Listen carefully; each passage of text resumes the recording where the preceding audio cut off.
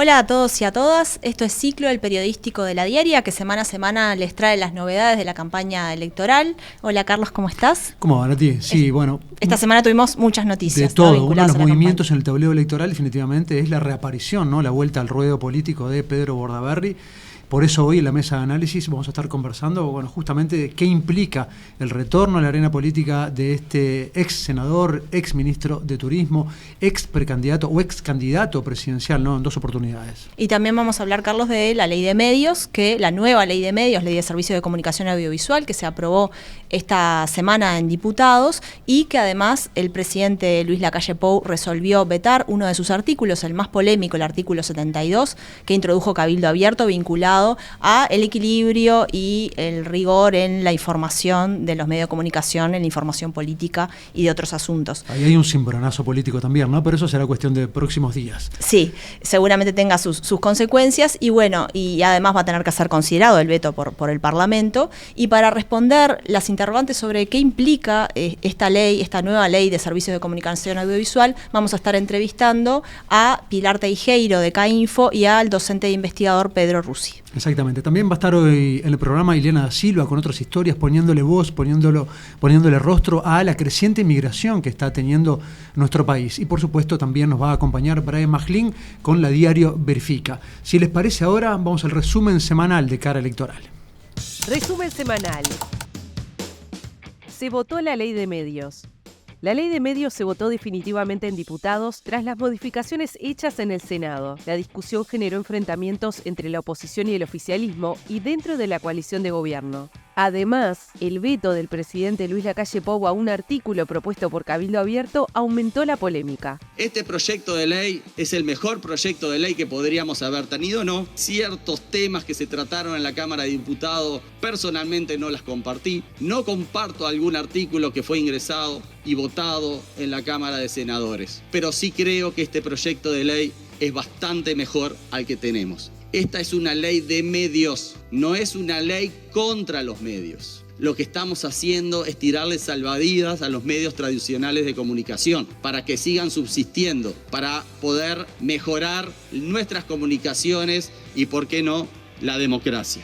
El Frente Amplio criticó los artículos que afectan a Antel y los que entienden que aplican una censura a los medios de comunicación.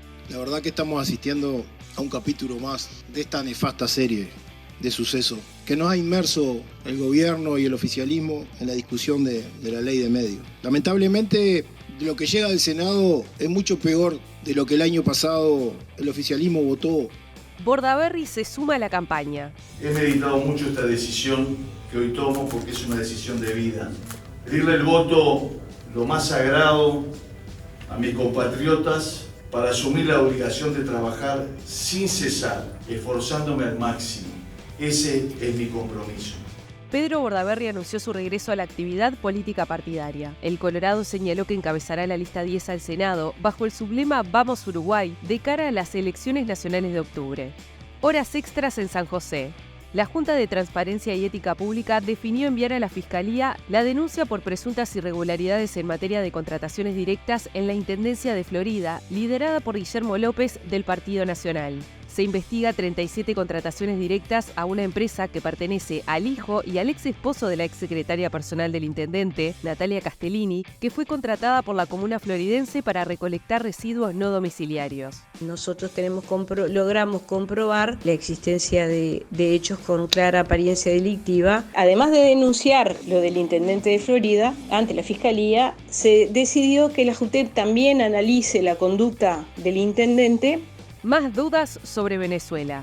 El candidato del Frente Amplio, Yamandú Orsi, se distanció de la postura del gobierno uruguayo que ante el resultado de las elecciones en Venezuela reivindicó a Edmundo González Urrutia como ganador. Lo que termina pasando es que ya nadie cree en los resultados. Yo no creo en los resultados del gobierno, lo tengo que admitir. No me han convencido todavía porque sigue faltando datos y cuanto más pasa el tiempo, más me preocupa. Pero tampoco creo que haya que proclamar a otro. Evidentemente esto estuvo muy viciado desde el principio. Ripoll sobre vecinos. Valeria Ripoll, candidata a vicepresidenta por el Partido Nacional, y su hermana fueron denunciadas por agresiones en medio de un conflicto vecinal. El problema es entre la hermana de Ripoll y sus vecinos, una mujer de 86 años y su nieto de 34. Según el abogado de estos vecinos, la hermana de Ripoll los ha amenazado y han llegado a ir con la policía a la propiedad. Si tienen para decir cosas que tienen que ver con la vida de mi familia, significa que Valeria Ripoll no tiene nada que objetarle en su vida. Si esa va a ser la forma de la campaña que plantean distintos operadores políticos, allá ellos. Convención del Frente Amplio. El Frente Amplio proclamó su fórmula presidencial en una convención que votó por unanimidad, además, el programa de gobierno. Yamandú Orsi y Carolina Cose defendieron la unidad dentro del partido, pero hicieron hincapié en el objetivo de unir a los orientales honestos. Hackers contra Bianchi. Un grupo de hackers vulneró la página web del Partido Nacional y la utilizó para amenazar a la senadora Blanca Graciela Bianchi. Sabemos lo que mandaste por WhatsApp. Nuestro silencio tiene un precio. Fue el mensaje que apareció firmado por The Ex-Presidents, que asegura que el 13 de agosto puede haber novedades. Conmigo no pierdan el tiempo. Yo me hago cargo de lo que sea. ¿Quieren mis WhatsApp? Se los doy yo.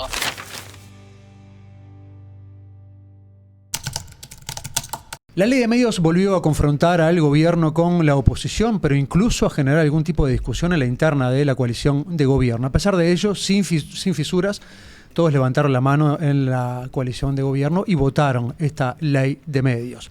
Recordemos que la discusión comenzó el día martes en la Cámara de Diputados, que tenía que tratar de alguna manera las modificaciones que había sufrido en la Cámara de Senadores, pero no les dio la oportunidad de votarla el día martes y pasó para el miércoles, donde finalmente sí se terminó de concretar la aprobación de esta ley de medios. Para ello estamos en el día de hoy con Pedro Russi, docente e investigador de la Universidad de la República, un máster y además doctor especializado en este tema, y también con Pilar Teijeiro, que además de periodista es integrante de CAINFO, este centro de archivos y acceso a la información pública, para tratar, justamente este tema, para hablar de esta ley que presenta, entre otras cosas, algunos visos de restrictivos de la libertad de prensa. Bienvenida, bienvenido.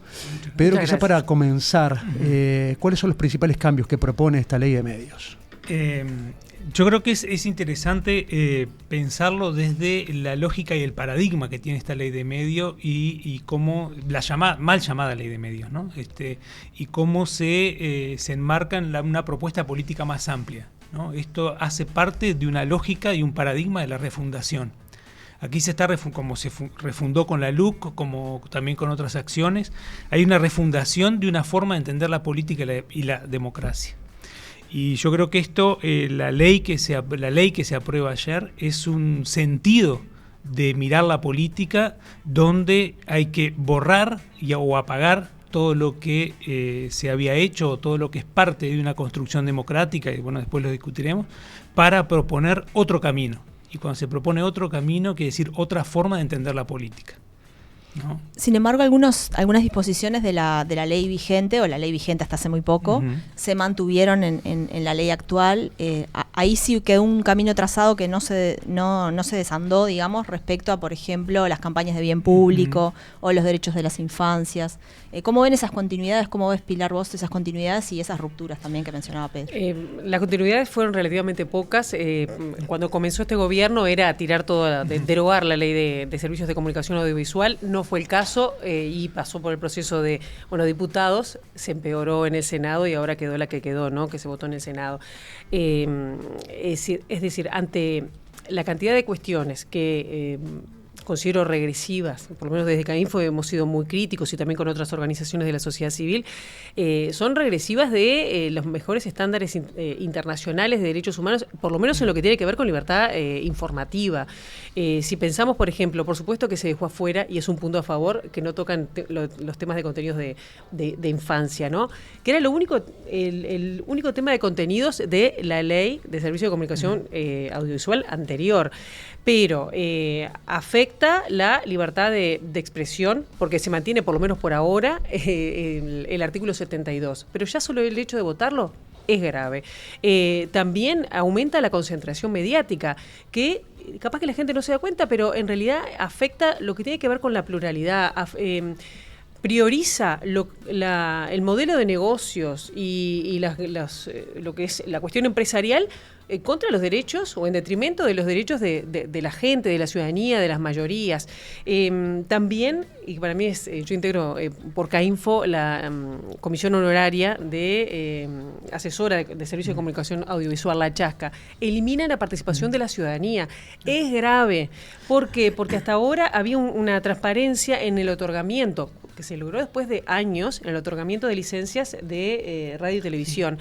A raíz de la creación de la Chasca, por ejemplo, que era honoraria, que ni siquiera era vinculante, participábamos un conjunto de organizaciones, incluida también la Universidad de la República, en definir, recibíamos todos los informes de los medios que querían, que se postulaban, y hacíamos objeciones que en su mayoría se aceptaban. Era un análisis técnico de los proyectos. Exacto, de quiénes se presentaban, quiénes estaban atrás, los proyectos y las audiencias públicas, que ahí cualquier vecino, vecina de las localidades participaba. Y eran muy interesantes. Realmente decían, bueno, pero esa persona no la conoce nadie. ¿Qué viene a hacer acá esta radio de acá del Chuy, de Lascano? Entonces, eso se perdió. Nos gustaría ir punto por punto con alguna de las objeciones y de las rupturas que mencionó Pilar y preguntándoles a ustedes qué piensan. Este artículo 72 que se menciona por el número, y discúlpenme, pero voy a leerlo porque... El más polémico, el más restrictivo. Sí, es el más polémico, el más restrictivo. Y como tiene tantos adjetivos, yo realmente nunca lo puedo recordar, pero dice: los ciudadanos tienen el derecho a recibir una comunicación política de manera completa, imparcial, seria, rigurosa, plural y equilibrada. 6 adjetivos para mencionar cómo tiene que ser la cobertura mediática en un claro ataque a la libertad de prensa y a la independencia editorial de los medios. ¿Qué piensan de este artículo inscripto en esta cuestión que vos decías, Pedro, de lo refundacional? Lo interesante de ese artículo, y cuando digo interesante no es lo lindo, ¿no? Sino cuando uno va analizando el artículo y va analizando todos esos adjetivos y esa imposibilidad, ¿no? Porque ya la palabra opinión, cuando uno habla de la palabra opinión, es imposible que una opinión sea imparcial. No hay ninguna cosa que hagamos nosotros como sujetos de historia que sea imparcial o neutro. Nuestro existir mismo ya deja de ser neutro. Entonces, además de los adjetivos, está lleno de paradojas, ¿no? Digo, que si cumplo algo, no cumplo lo otro. Entonces, cuando se instala este artículo, se está instalando algo que cuando nosotros analizamos desde el análisis del discurso, ¿no? Cuando vamos a analizar, decimos, bueno, acá se está instalando la orden del discurso. Quiere decir que hay algo que me va a decir qué es lo que tengo que hablar y algo que no. ¿No? Y alguien me va a decir, bueno, algo que no tengo que hablar, lo que se debe y no se debe. Pero además de eso aparece un elemento, y ahí aparece lo refundacional y aparecen otros elementos, pero uno de ellos es la autocensura. Esto lleva a un proceso que es más peligroso, que tiene que ver con la salud mental de los periodistas y las periodistas, que es la autocensura. O sea, el hecho de que esto esté acá, sea vetado o no sea vetado, no importa la distinción ahí, pero el hecho de que esté acá puesto y que se haya aprobado es partir de un paradigma del control de lo que se puede o no decir. Es el control hacia los cuerpos que se están manifestando en el ámbito del discurso. Es la vigilancia pura y el castigo puro. Quiero hacer un paréntesis, una observación al respecto de ese artículo, ¿no? Es un agregado de cabildo abierto dentro de esta ley, ¿no? Sí. Me parece que también es bastante particular. Los legisladores de la coalición digamos, salvo Cabildo Abierto, han dicho que están en desacuerdo con este artículo, sin embargo, lo votaron. Como ven un poco esa actitud, lo votaron esperando el veto, ¿no? Sí, yo te quiero recordar cómo surge lo de Cabildo Abierto, que lo intentó poner en diputados para que sea la información similar en minutos y que lo controlara la Corte Electoral. Había hecho un proyecto de ley, ¿se acuerdan? Por eso digo, es decir, lo metió en el Senado, y yo digo, y va mucho más allá de los periodistas, ni que hablar que como trabajadores de los medios es peligroso, porque además prevén sanciones, ¿no? En caso de que no se cumpla. Pero además, ¿qué pasa con los empresarios de los medios de comunicación? ¿Cómo pueden llegar a bajar esa línea de qué se puede o hasta dónde hablar o no? Porque dejamos afuera, y creo que deja fuera ese artículo, lo que es la parte de opinión. Pero la información, ¿qué es una información imparcial? Nosotros trabajamos, cuando yo estudié en facultad hace unos cuantos años, o la objetividad está puesta en cuestión. Acá uno tiene que ver desde qué punto informa ¿no? Y para irme, sí, quería agregar a lo de eso, en la tarea diaria. Y aunque no lo pongas en cuestión, ponele que digas, la información tiene que ser equilibrada. ¿Cómo medimos el equilibrio? Es un objeto de discusión en la academia. Sí, es una búsqueda de per se, ¿no? Del periodismo. No las dos campanas, no son solo las dos, no es solo las dos campanas, es mucho más profundo el ser honesto, para mí el ser honesto con la información que vos das y que la gente pueda tener elementos claros para, yo siempre digo, para fortalecer el debate democrático. Aún en las diferencias, que tú pones una cosa, tú me digas, por algo la gente elige qué medios mirar. Que lo deja de tener, ¿no? Y ahí este artículo trae un elemento que es peligrosísimo, que un día después se conversará y se ha conversado bastante, que es el tema de la convicción, ¿no? Que es el acto de fe. Y ahí entramos en otra esfera. Entonces, que este artículo esté o no esté por un acto de fe, entramos a incluir en el discurso, en la construcción del discurso político, y no solo de la sociedad como un todo, un elemento que es la fe. Y ahí entramos en otro, y eso es peligroso cuando uno va a entender esto desde una perspectiva política. Ya otras cosas empiezan a hacer gestión en la forma de entender la política, ¿no? ¿Creen lo que preguntaba Nati recién, ¿no? Que hay una irresponsabilidad político-legislativa de aquellos agentes ¿no? dentro de la Cámara que votaban especulando con que el presidente finalmente derogara ese artículo? Sí, a mí me parece una irresponsabilidad grave, no sé, importante, porque no se puede estar esperando si el presidente veta o no veta. Me parece que hay que votar con la convicción propia de que uno está haciendo las cosas bien, ¿no? Y más cuando además representan a toda la ciudadanía. Si para el Partido Colorado era tan fundamental, importante, y sabían que atentaba contra la libertad de presión y de prensa, que acá hay siempre que hay que hacer la separación, porque la presión es para todos, no debería haberla votado. Tampoco el resto del Partido Nacional que se oponía. Es decir, no se puede, estamos traspasando las responsabilidades. Por otro lado, ha pasado una cosa curiosa con la discusión de este proyecto de ley, y es que al surgir este adefesio, en palabras del Ope Pasqué, diputado colorado, al surgir este adefesio hemos quedado todos medio rehenes de la discusión sobre este artículo y se han de alguna forma invisibilizado otros aspectos del proyecto de ley que son notoriamente cambian las reglas de juego, lo mencionaba Pilar, y yo les quería consultar por dos cuestiones en particular.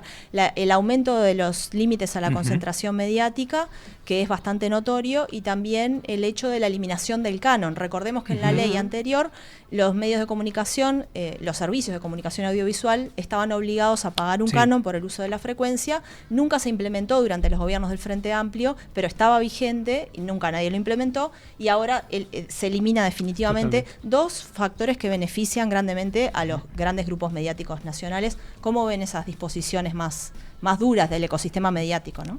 Sí, y yo le agregaría el 76, que es el nombrar a los directores ahora nos metemos particularmente en eso. Perfecto. Entonces, bien. Entonces, sí, es parte también de esta construcción de lo que veníamos hablando, ¿no? O sea, cómo el lugar que los medios están teniendo y el lugar también que esta ley tiene en cuanto va a coartar o a cortar justamente lo que se propone como democracia. Como digo yo, cuando hago el conglomerado o hago un consorcio o junto determinados medios, lo que hago es coartar la democracia, o sea, coartar la diversidad de opiniones, la diversidad de formas de comprender lo que está sucediendo, porque se arma un discurso único. No es solamente lo económico, no es solamente el conglomerado de la empresa, sino cuál es el discurso que se construye. La sociedad se maneja y su tejido social se va construyendo por discursos, no se va construyendo por el monopolio económico. El monopolio económico tiene consecuencias discursivas, porque al tener ¿cuál es la consecuencia discursiva? Y que se puede hablar a una cosa determinada porque hace parte de un mercado. Un mercado que necesariamente alguien va a tener que trabajar, y eso me relaciona en una relación de trabajo de empresa, pero influye en la construcción discursiva. Vamos a tener monosdiscursos, por decir una forma de inventar algo. Claro, ¿no? Si en la carne, por ejemplo, asusta que haya monopolios o grandes monopolios, ¿no? ¿Por qué no asusta en los medios de comunicación? Por un lado se blanquea lo que ya está. Se elimina además lo que es la prohibición para extranjerizar medios de comunicación. Se blanquea algo que está. Es decir, faltaron los controles anteriores, ¿no? Pero además, sobre todo en el interior, todavía en la amplitud de medios que pueden tener es mucho mayor, cuando además sabemos que en el interior es mucho más complicado hasta conseguir avisos, conseguir trabajo. ganar, los colegas del interior realmente tienen que conseguir 3 trabajos para tener un sueldo más o menos digno. Es decir, se privilegia, por eso digo, el modelo de negocio y lo empresarial y en contra, es decir, que era el gran logro de la ley que va a quedar atrás, era la cabeza de pluralidad, de diversidad, de voces, que me parece que eso es lo rico para una democracia, ¿no? Y eso queda atrás. Y decir, ¿por qué importa? Y bueno, sí, se empobrece en muchas cosas. Y también el tema de empleo también es importante. No tengo trabajo aquí, ¿y aquí a cuántos grupos me puedo ir a trabajar? Otra de las grandes, perdón. Sí. No, me hizo acordar antes, ¿no? En el interior, muchas veces, cuando en la época que existían las radios, ¿no? Con dial, había gente que le pegaba el dial a las personas para que escucharan solamente una radio. Entonces estamos en esa lógica, ¿no? Volviendo a ese monopolio del habla, ¿no? Entonces es peligrosísimo eso para la construcción democrática. Otra de las transformaciones que propone esta ley de alguna manera es la extranjerización, ¿no? Levantar las trabas para que capitalistas, empresarios del extranjero se hagan de las ondas electrónicas del Uruguay, ¿no? ¿Creen que esa va a ser una tendencia, que vamos a empezar a tener extranjerizadas las ondas del país? Y yo creo que sí, que es una... A ver, puede, por lo menos ahora no es que se eliminó la restricción que había. Puede ser, de hecho ya hay algunos intereses o capitales del exterior que tienen algunos intereses en algunos medios. Y acá de vuelta perdemos las voces locales, se pierden. Así como también Montevideo está acaparando gran parte de las cuestiones de las voces del país, más se va a perder, ni que hablar las voces del interior, va a quedar como el partido en dos. Y además con otra... digamos, con otras cabezas, con otros valores. ¿Y dónde está la identidad? Yo, no digo que no esté, a mí me parece interesante, me gusta ver canales de otros países, pero bueno, también hay que cuidar, exacto, hay que cuidar de alguna manera la producción nacional, por eso me parece que es importante. Otro tema relevante también tiene que ver con la empresa de telecomunicaciones, con Antel. Veíamos las manifestaciones de Sutel cuando en ocasión de votarse este proyecto y esta ley, y hay una crítica a que se deja Antel en condiciones desventajosas, digamos, al habilitar a los cableoperadores privados a poder brindar servicios de Internet. ¿Cómo ven esa disposición? Los que hemos vivido en el exterior y podemos vivir acá, ¿no? Y entender lo que es un sistema público y un sistema privado en este tema, es solamente tener esa experiencia que nos permite entender lo nefasto de esto. El hecho de que Uruguay tenga desde el Estado la particularidad de tener cobertura casi total, ¿no? En el caso de Internet, en el caso, ¿no?, de la fibra óptica, es lo que permite, tanto que se ha hablado, ¿no?, de la pandemia, es lo que permite justamente que todo un país tuviera conexión y a la semana estábamos teniendo clase. Otros países, que se hacen parte de las primeras economías del mundo, no pudieron. El depender de un cable operador privado que te corta y les cobraba a los estudiantes, digo, informe interesante, Antel, cuando fue la época de la pandemia, no le cobraba a los estudiantes los gigas que utilizaban para tener clases. En otros países se cobraban y se empezaron a cobrar hasta más.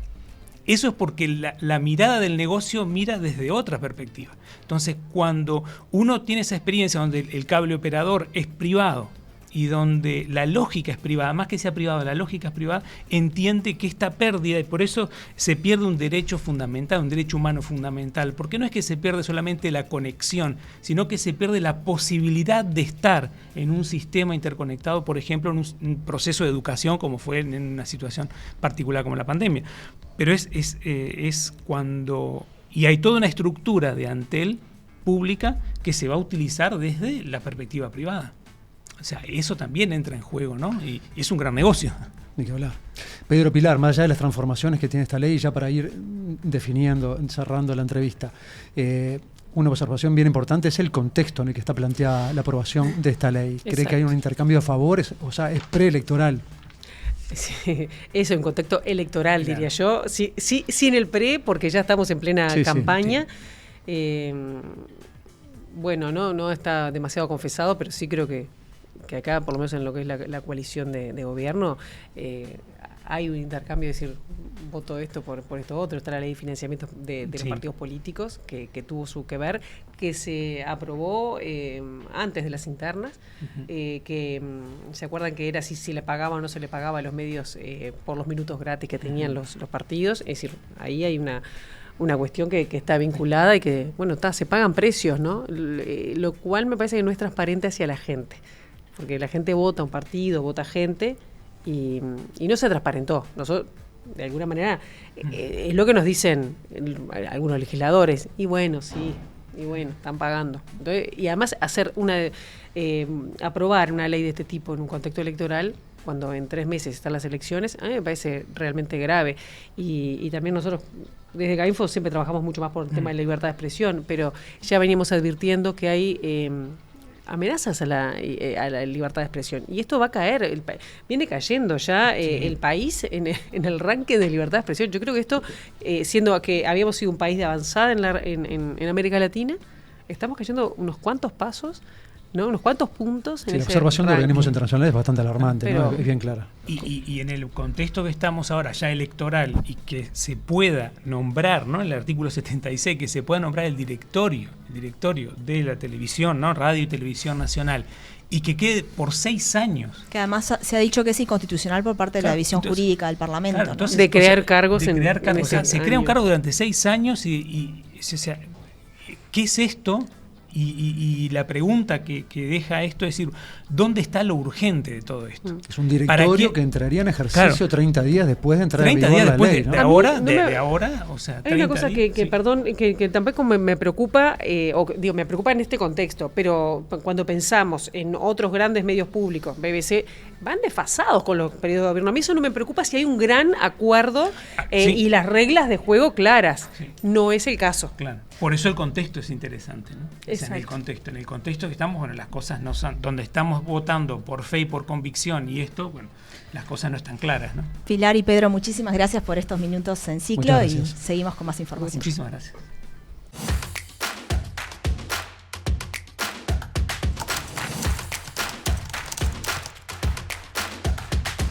Uruguay es un país elegido por muchos migrantes, actualmente representan el 3% de la población y sobre ese tema vamos a conversar hoy en Otras Historias con Iliana da Silva. ¿Cómo estás, Iliana? ¿Cómo están? Bienvenida. Bueno, quiero aportarle más datos que reflejan una realidad que va en aumento. El Instituto Nacional de Estadística estima que entre 2021 y 2023 llegaron a nuestro país unas 62.000 personas, llegaron a vivir buscando nuevas oportunidades. Por eso hoy vamos a contarles la historia de Juan Carlos. Juan Carlos es cubano, llegó hace 11 años a Uruguay, actualmente tiene una pareja uruguaya, tiene un hijo que nació acá que se llama Lucas, y su historia se repite en otros cubanos y también de otras nacionalidades. De hecho, repasando algunos datos migratorios, ¿no? Podemos observar claramente que Cuba es uno de los países de donde ha venido la mayor cantidad de migrantes, ¿no? O sea, tiene el 20% según datos del Instituto Nacional de Estadística, superado apenas por Venezuela con el 27% y Argentina, que ya va con el 22%. De todas maneras, los migrantes argentinos podríamos ponerlo como en otro lugar, ocupando otro territorio, ¿no? Volcados sobre todo más hacia el este. Pero también ha llegado gente de Brasil, de Colombia, de España, de Perú, de Estados Unidos, de Chile, de República Dominicana y otros territorios. Uruguay sigue siendo un país de recibir, ¿no? Como lo fue en su momento, en los comienzos de la vida independiente de Uruguay. Es un país receptor de migrantes y en esta entrega vamos a conocer a Juan Carlos, que actualmente tiene su propia empresa, que es técnico de aparatos médicos, que además, junto a otros cubanos, iniciaron un grupo que se llama Manos Cubanas, que lo que buscan es ayudar a otros cubanos que llegan a nuestro país y sobre todo que no se repitan muchas historias, porque al igual que otros, Juan Carlos empezó teniendo trabajos muy precarios y muchos cubanos que llegan aquí también son estafados.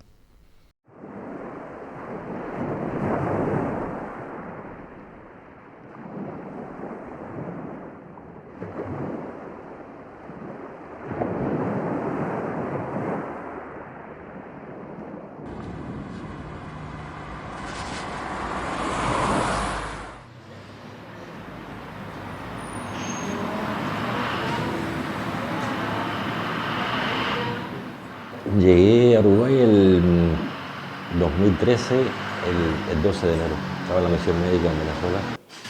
Es decir, mi especialidad es reparación de equipos médicos, soy electromédico. Y estando allá conocí a una uruguaya y ella fue a Cuba, yo vine aquí. Siempre lo digo, cuando me bajé en el aeropuerto de Carrasco, agarré toda Avenida Italia, llegué ahí a la Cruz del Papa, yo de aquí no me moví. Uruguay me atrapó y sabía que Cuba no cabía de nuevo en Cuba. Como muchos cubanos, no sabía hacia dónde iba a ir, no sabía qué iba a hacer. Al otro día salí, vi la Rambla y vi el Malecón de La Habana. Eso es una imagen que se me quedaba a mí siempre. Yo veo la Rambla y veo mi Habana. En aquellos momentos no habían casi cubanos aquí. Entonces un poco era la sensación. Cuba para acá y Cuba para allá. Yo ahora me veo de cómo empecé a cómo estoy y digo, cómo ha cambiado mi vida, ¿no? Yo me gradué, soy técnico en instrumentación y controles automáticos. En Cuba trabajé en la empresa telefónica, en la televisión y trabajé como especialista de electromedicina. Es una cosa que me fascina, la reparación de equipos médicos. La mayor parte de mi familia está en Cuba. El único que vive fuera de Cuba soy yo. Mi hijo cuando se graduó, mi hijo es arquitecto, enseguida lo traje. Se independizó enseguida, pues eso es una cosa que añoramos los cubanos vivir. Solo conocí a Cristina, mi esposa, y Lucas, el niño de la vejez. Eso es uno de los regalos grandes que me ha hecho Uruguay. Te digo, cuando llegué aquí habían pocos cubanos, tenía un lavadero de ropa, así fue uno de los negocios que tuve, un lavadero de ropa. Y era el único cubano que había ahí. Y cuando empezamos la emigración, el flujo migratorio de cubanos aquí, y siempre decían, llégate, que hay un cubano que tiene un negocio. Y un poco los orientaba. Y decidimos abrir un grupo de WhatsApp y vimos la problemática que había, porque ya entonces las personas empezaban a comunicarse con nosotros. Acabé de llegar, hay problema con el trabajo, hay problema con esto, hay problema con aquello. Vino la situación de la cédula transitoria de los cubanos, que cuando tú entras por frontera, solicitas refugio y empiezas los trámites. Renuncias a la solicitud de refugio y haces los trámites de la residencia permanente. Eso se complicó, hubo atrasos, se le estaban venciendo los periodos de la cédula a las personas y empezaron, ¿cómo podemos hacer? ¿Qué hacemos? Nosotros coincidimos 4 personas, que somos los que estamos en la directiva de Manos Cubanas. Poco a poco se ha ido convirtiendo en un movimiento, ya somos alrededor de 1.500 personas. Es una red de apoyo que tenemos, que el cubano que sale de Cuba lo vendió todo y prácticamente le da para hacer la travesía y llegan aquí a Uruguay prácticamente. También esta demora que ha existido en cuanto a la regularización de documentos, porque encontrar un trabajo fijo está bastante difícil, está complicado, y sin documentos es más complicado todavía no tener documentos. Para que te den la residencia permanente tienes que tener aportes al BPS. Hemos tratado de ir ayudando a la comunidad cuando llega, que en cuanto consigan un trabajo, habrá un monotributo. En los primeros tiempos hay que recurrir al trabajo informal, trabajo en negro. A veces nos critican, dicen, no, porque los cubanos trabajan por 3 pesos.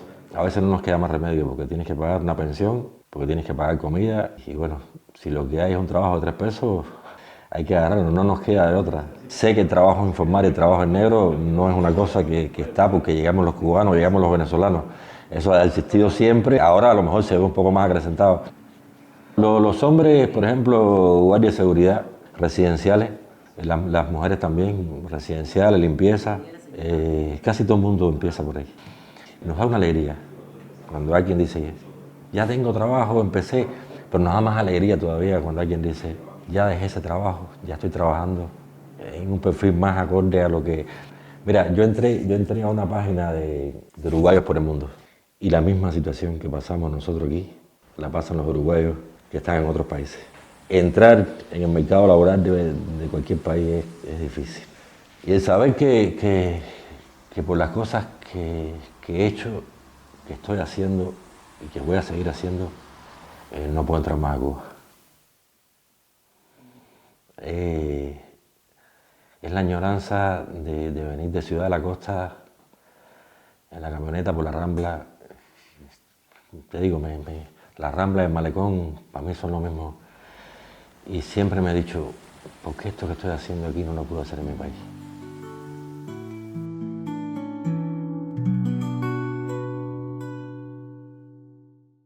Me quiero quedar con esa mirada de Juan Carlos, con esa añoranza que tiene por el malecón mirando la Rambla. Y Juan Carlos mencionaba un concepto que me parece también importante destacar, esto de dignificar la migración, de dignificar a aquellos migrantes que llegan a cualquier parte del mundo buscando nuevas oportunidades, que es lo que está ocurriendo ahora. Claro, exactamente. Y además, bien importante su rol, ¿no? De alguna manera de amortiguar el aterrizaje de todos aquellos que tienen que llegar a nuestro país o tienen que migrar definitivamente.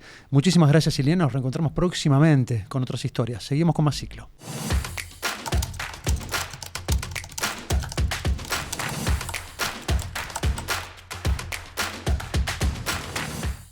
Pedro Bordaberry aseguró en 2017 que se retiraba de la política. Muchos le insistieron para que volviera, pero él se mantuvo por fuera de la actividad partidaria hasta esta semana, que anunció que va a encabezar una lista al Senado por el Partido Colorado. Y para hablar de este tema, tenemos mucho gusto de recibir en nuestra mesa de análisis hoy a Tamara Zamudio, politóloga. Hoy tenemos una mesa full politólogos. Daniel Buquet, bienvenido, y Daniel Chaschetti, bienvenido también. Un placer estar acá. Bueno, antes de empezar con el debate, los invito a ver lo que decía Pedro Bordaberry esta semana en conferencia de prensa. Gracias a todos por estar acá hoy. Yo le agradezco a Dios poder estar acá con ustedes de nuevo. Veo que en varias áreas no avanzamos en la agenda de hoy y no veo progresos significativos en los temas que creo son importantes para el país. Quiero traer la esperanza. Tengo vocación de servicio y por eso hoy les anuncio que voy a presentar mi lista, la 10, al Senado por el Partido Colorado y por la coalición republicana. Lo único que quiero es servir, como Jesús, que vino a servir y no a ser servido.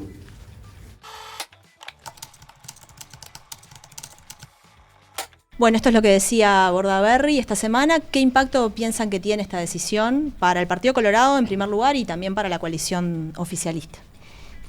Bien, algo que estaba en la expectativa, digamos, de lo que podía ocurrir dentro del Partido Colorado. La figura de Bordaberry nunca dejó de estar en la arena política, o por lo menos de llegar a ser mencionado como una figura de importancia dentro del Partido Colorado, incluso antes del proceso eleccionario, digamos, que se inició, cuando se estaban manejando nombres en las internas, desde la opinión pública, desde los votantes que manifestaban la intención de querer apoyar al Partido Colorado. Bordaberry era una figura que salía constantemente y creo que supo manejar bastante bien en términos de marketing, si se quiere, su salida, su regreso a la política, porque bueno, desde otros lugares él iba manifestando, digamos, ciertas discrepancias o ciertas posturas en relación a la gestión de la coalición, y bueno, y hoy, bueno, el martes, digamos, cuando decide postularse con su lista, en definitiva termina como de marcar una postura propia, una postura que es dentro de la coalición, pero que también marca sus distancias, y creo que abre una oportunidad del Partido Colorado de poder capitalizar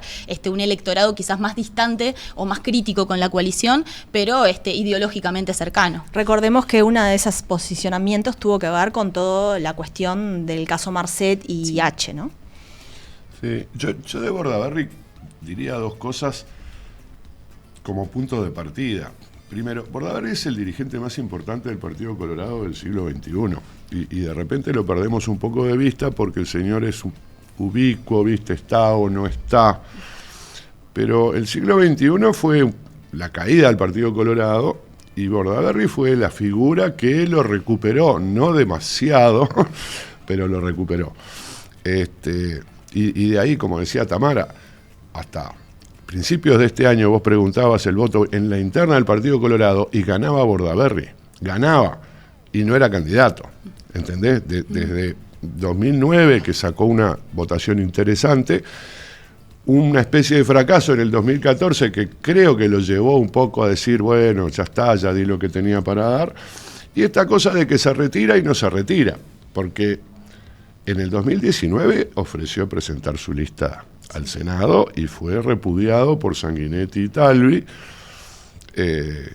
obviamente un error estratégico desde el punto de vista del Partido Colorado y de Talvi, no necesariamente de Sanguinetti, Se dice que muchos de esos votos fueron para Cabildo Abierto. Por ejemplo, de hecho, en aquel momento hubo una conversación entre Bordaberry y Manini que dio a entender que podía haber una especie de apoyo, cierta confusión. Entonces, bueno, ahora estás haciendo algo parecido, pero bien para el Partido Colorado, concretamente.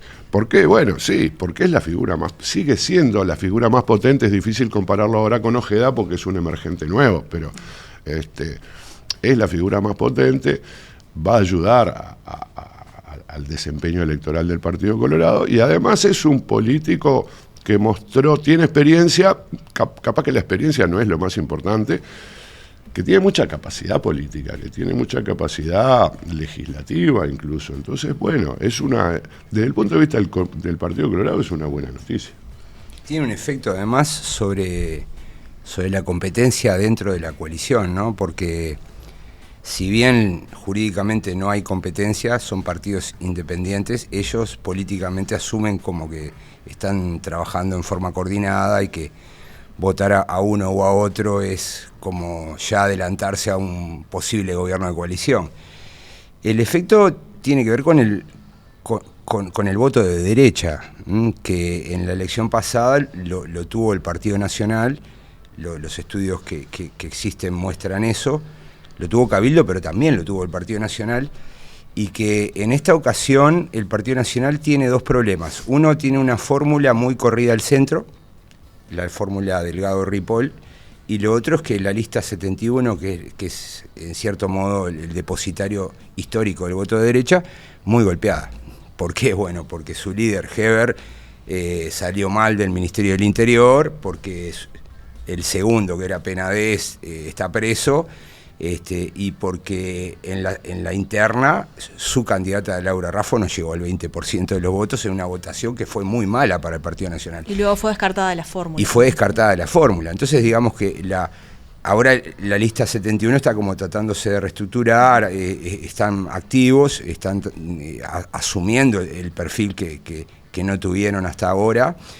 Pero me parece que la aparición de Pedro Bordaberry es un problema, tanto para Cabildo como para el ala derecha del Partido Nacional. Antes de retomar esto que está planteando Daniel, que es, bueno, qué tipo de votos o de votantes puede llegar a captar Bordaberry, vamos a ver lo que decía también esta semana Bordaberry y el énfasis que hacía en el concepto de la firmeza.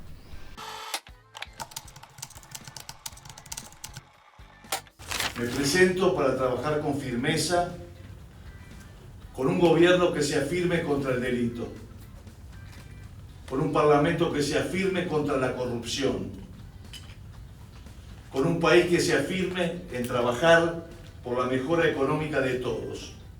Quiero que vuelva el diálogo entre todos los partidos, diálogo que traiga soluciones a los problemas. Quiero volver a hablar del futuro, del Estado eficiente, de la inteligencia artificial al servicio del ciudadano, de soluciones innovadoras, de movilidad eléctrica. Quiero hablar del trabajo, de la economía, que por suerte ha mejorado, pero falta mucho, del costo país que afecta a todos los uruguayos.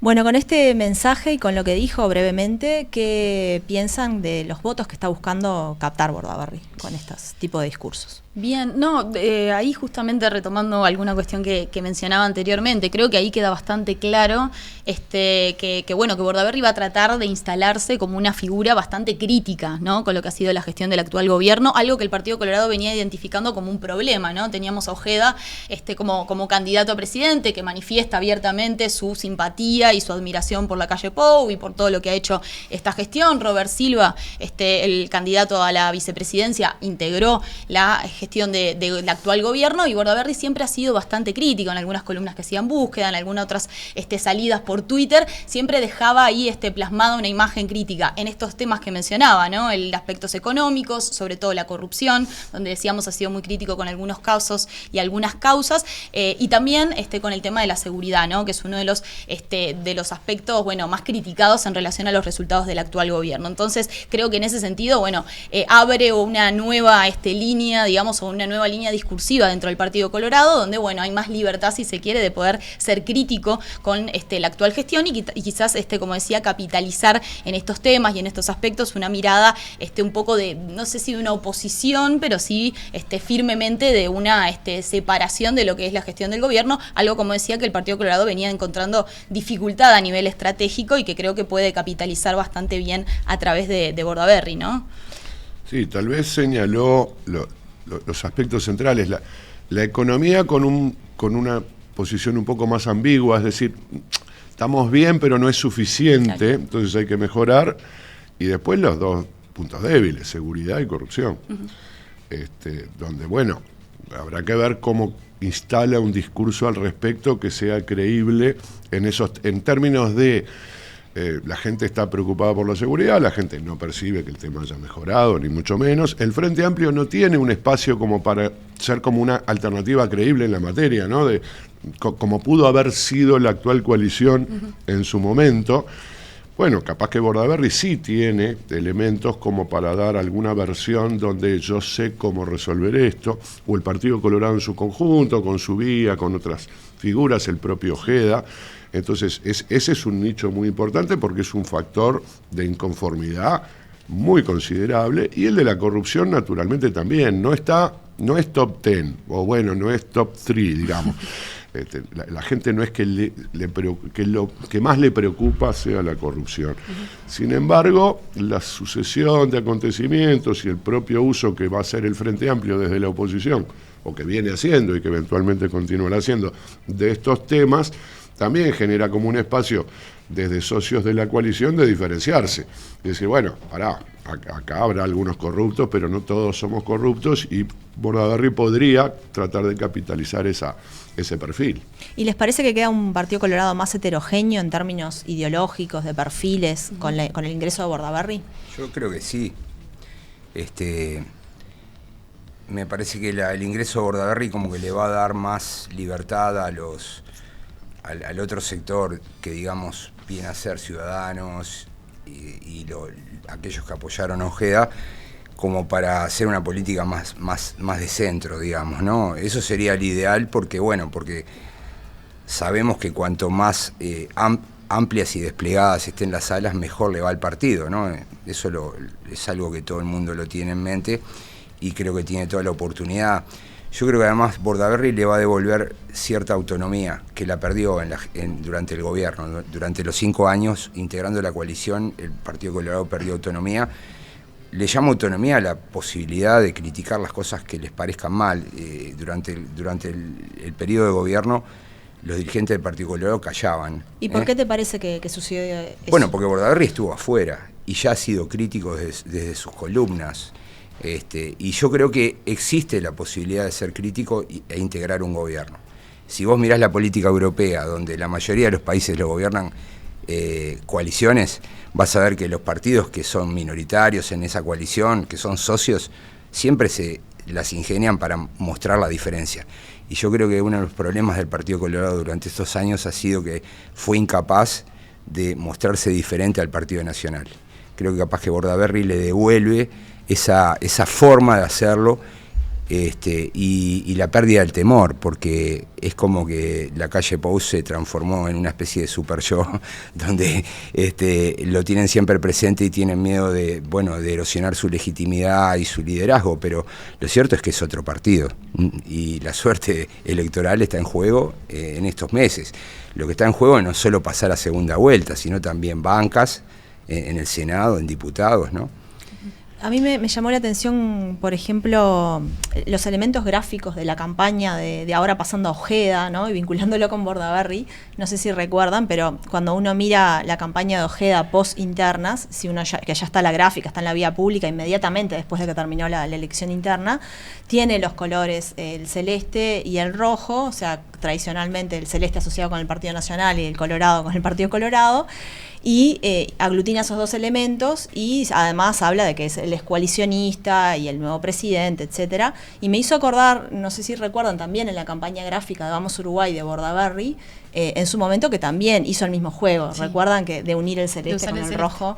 Sí. Así que podríamos decir que Bordaberry fue como el primer coalicionista.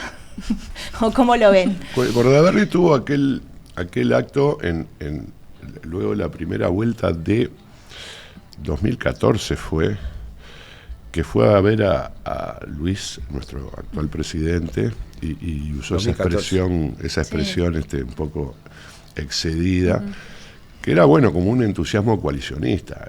Somos el equipo, no dijo vamos a ganarles, dijo otra cosa. Podés decirlo igual, Daniel.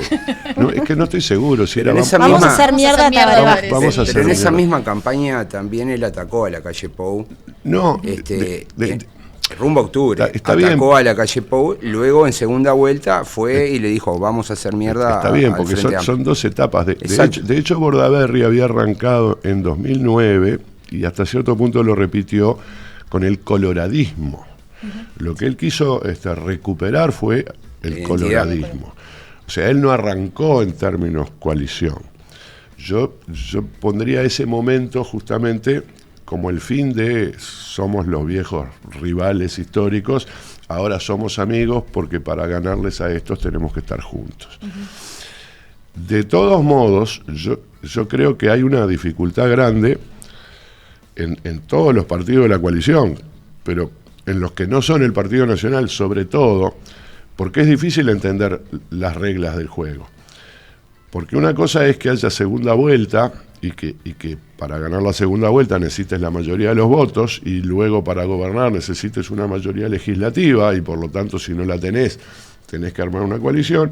Y otra cosa es competir en unas elecciones donde vos te jugás tus propias bancas y eventualmente tu perspectiva de ir a ese balotaje. Entonces, yo creo que muchas veces se confunde, creo que el Partido Colorado ha estado muy confundido en esa materia.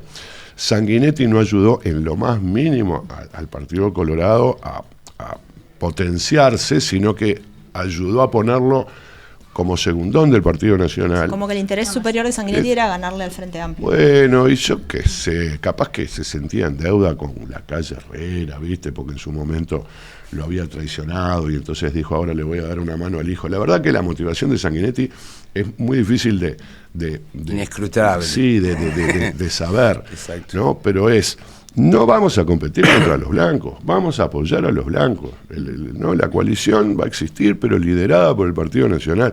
Si vos querés, dentro de esa coalición, sacar cabeza, para empezar, saca esa convicción. O sea, tal vez no pueda, pero por lo menos intentalo. Yo creo que Bordaberry lo intentó. Yo creo que Ojeda algo de eso ha dicho y sobre todo el discurso de ahora no es tanto vamos atrás de los blancos, sino vamos a pescar en la pecera de la coalición. Y vamos a disputar el balotaje. No dijo, tenemos la utopía de llegar al balotaje. Bueno, por eso, ¿no? Porque no lo descarta y no es que yo voy atrás del Partido Nacional. Yo diría que yo soy mejor para los votantes de la coalición que el candidato blanco. Yo soy más parecido al presidente que la gente quiere tanto, o sea que ese espacio del electorado aprecia o aprueba en su gestión. Ojeda, yo soy más parecido que Delgado. Entonces, si querés votar coalición, votame a mí. Creo que va por ahí este asunto de cómo presentar esta oferta que es dentro de la coalición, pero diferenciada y competitiva adentro de la coalición. Pero Pedro tiene menos ataduras, ¿no? Claro. Estuvo afuera. Y en los temas de corrupción ha sido duro con el Partido Nacional y con algunos ministros en particular como Bustillo, que luego finalmente el presidente tuvo que sacarlo, ¿no? Entonces me parece ahí que él viene con otra autonomía y otro capital político, porque el capital político de Pedro Bordaberry es anterior a la coalición, y yo creo que esa forma de presentarse, en cierto modo, no la puede hacer cualquiera. La hace alguien que tenga efectivamente ese reconocimiento y me parece que, que en definitiva es un problema para los blancos, es un problema para Cabildo y también puede llegar a ser un problema para Ojeda, hay que ver cómo Ojeda lo maneja. Yo creo que la mejor forma es dividir el trabajo. Estás dando consejos ya, Daniel. Bueno, es algo así como segmentar, ¿no? Es decir, no tienen que decir los dos lo mismo, pueden apuntar a distintos públicos. Pero ojo que compiten no sabemos en realidad si Ojeda será candidato al Senado, pero sería lo más natural. Entiendo que sí, que va a ser candidato al Senado. Y no va a estar en la lista 10. Es decir, va a haber una competencia interna. Sí, esa competencia va a estar y sobre todo después habrá que ver qué competencia se puede dar en el liderazgo dentro del Parlamento, ¿no? Donde ahí Bordaberry ya se planta bastante firme en esta cuestión de soy dialoguista, necesitamos acuerdos, yo soy una persona que está dispuesta a negociar, articular.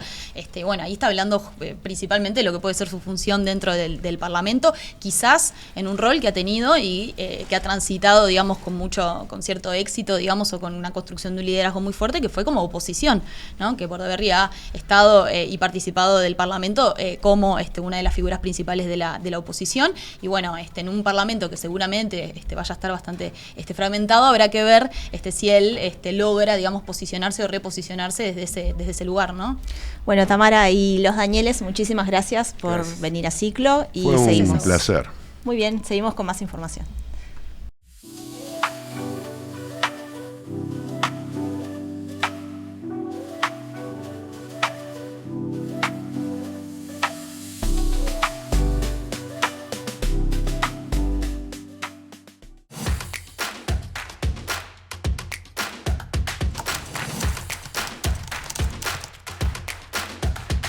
Nos metemos de lleno en la sección de La Diaria Verifica. Está con nosotros Brian McLean, a quien le damos la bienvenida.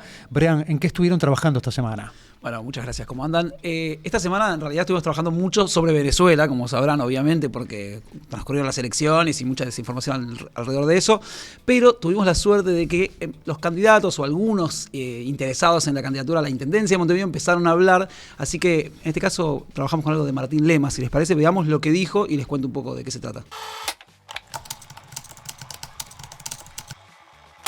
Subió sensiblemente la cantidad de gente en la calle. Eso, que ya que estuviste en el MIES, ¿cómo...? Venía una avalancha. Fíjate que entre 2016 y 2019 aumentó la cantidad de personas en intemperie a un 88%. No había respuestas estructurales para atender las causas. Por primera vez se atienden las causas en este periodo. Bueno, como veíamos en el video, lo que le preguntan a Martín Lema es cómo está la gente en situación de calle, o cuánta gente, o cuánto subió la gente en situación de calle, y él responde con una cuestión que en realidad, me anticipo, es verdadera, pero después vamos a ver por qué algunos matices podríamos dar al respecto, que tiene que ver con la cantidad de gente durmiendo a la intemperie, dice él, ¿sí? Y él dice que en realidad, en vez de hablar de su periodo, dice, ojo, entre 2016 y 2019 esto subió 88%, que es un número muy considerable. Pero ya venía de antes. Exactamente, eso es lo que quieren entender. Esto es verdadero, efectivamente, entre 2016 y 2019 pasamos de 556 personas durmiendo a la intemperie a 1043. Ese número es verdadero, es correcto. Si uno analiza igualmente cómo siguió esta situación en el periodo de gobierno actual, entre 2020 y 2023, que tenemos los datos cerrados, creció más del 50%.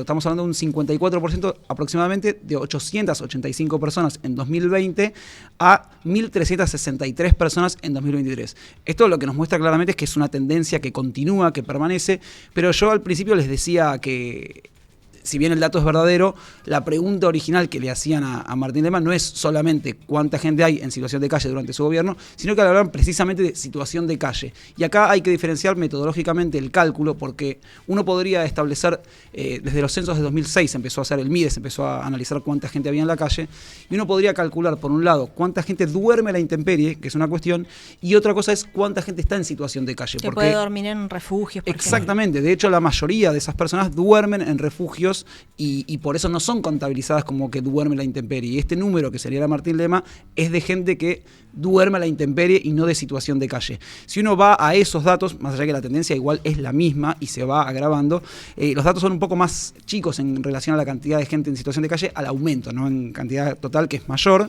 y pasó en 2016, eran 1.393 personas, a 1.745 en 2019. Esto es un aumento del 25% de gente en situación de calle, que incluye a los que duermen en la intemperie y los que duermen en refugios. Y si vamos a lo que le preguntaba en realidad la periodista a Martín Lema, lo que pasó en este periodo de gobierno, creció un poco más del 30%, porque pasó de 2.082 personas en 2020 a 2.758 personas en 2023. Y ojo que esto no cuenta lo que ocurrió entre 2019 y 2020, que también hubo un salto bastante importante, porque pasamos a tener de 1.700 y pico de personas a 2.000 y pico de personas, que hablamos de casi un salto del 20%. Con lo cual, la tendencia, si se nota en los diferentes gobiernos, lamentablemente suele ser en crecimiento, y esto no ha logrado detenerlo ninguna de las políticas, más allá de que el MIDES efectivamente tiene política de refugios, de chequeo y demás, y de ir controlando un poco la situación, o por lo menos de paliando esta situación. Con respecto a la metodología, quería compartirles algo breve que tiene que ver con... Algunos especialistas nos sugirieron mirar no desde 2006, sino de 2016 en adelante, porque ahí se produce un cambio en la forma del MIDES de contabilizar a la gente en situación de calle.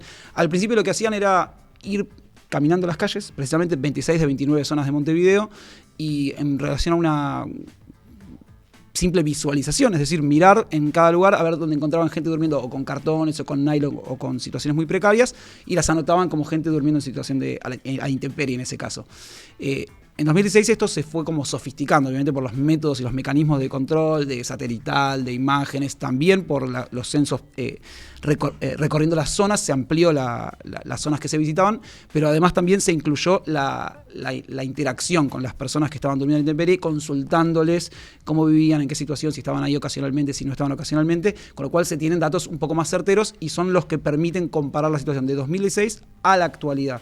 Si unificamos ese tiempo, esos 7 años, el salto de la gente durmiendo a la intemperie, ahora vuelvo no a la situación de calle, sino durmiendo a la intemperie, que es lo que Lema quiso responder, subió 145% la gente que dormía a la intemperie, y la gente que estaba en situación de calle aumentó casi un 100% en estos 7 años, con lo cual podemos decir tranquilamente que es muy grave la situación y que no responde obviamente a un único periodo de gobierno. Lema se cruzó además con Dicandia, con el ex intendente, sobre el mismo tema, ¿no? Dicandia hizo una observación de la precariedad en la que muchos uruguayos y uruguayas están viviendo hoy en día, ¿no? Pernoctando a la intemperie, con cartones y nylon, qué sé yo, y bueno, Lema le volvió a responder y a enrostrar un poco esos números, ¿no? Sí, además, obviamente cuando vuelve el frío, hoy precisamente volvió el frío muy fuerte y es lógico que se vuelva a hablar de estos temas, a pesar de que esto tiene unos días también. También estuvo hablando el ex ministro Heber en su momento sobre el tema de la situación de calle y demás por otras cuestiones, pero lo que es interesante señalar en torno a esto es que esa precariedad lleva a que la gente está viendo la calle, que los números son alarmantes y que no responden a uno solo de los sectores, y está bueno que empecemos a pensar en políticas más de largo plazo. Muchísimas gracias, Brian. Nos reencontramos la semana que viene. Y así finaliza Ciclo. Nos encontramos el próximo jueves a partir de las 20 horas, tanto en nuestro canal de YouTube como en la red de televisión del interior. Si les gustó nuestro trabajo, déjennos un me gusta y, por supuesto, también algún comentario sugiriendo la temática que les interese que tratemos en este programa. Es muy importante para nosotros saber qué es lo que ustedes opinan. Y recuerden también que todo esto es posible gracias a nuestros suscriptores, así que los invitamos a ingresar a la página de La Diaria y explorar todas las posibles opciones para apoyar este proyecto. Hasta el jueves, Carlos. Nos reencontramos el jueves que viene.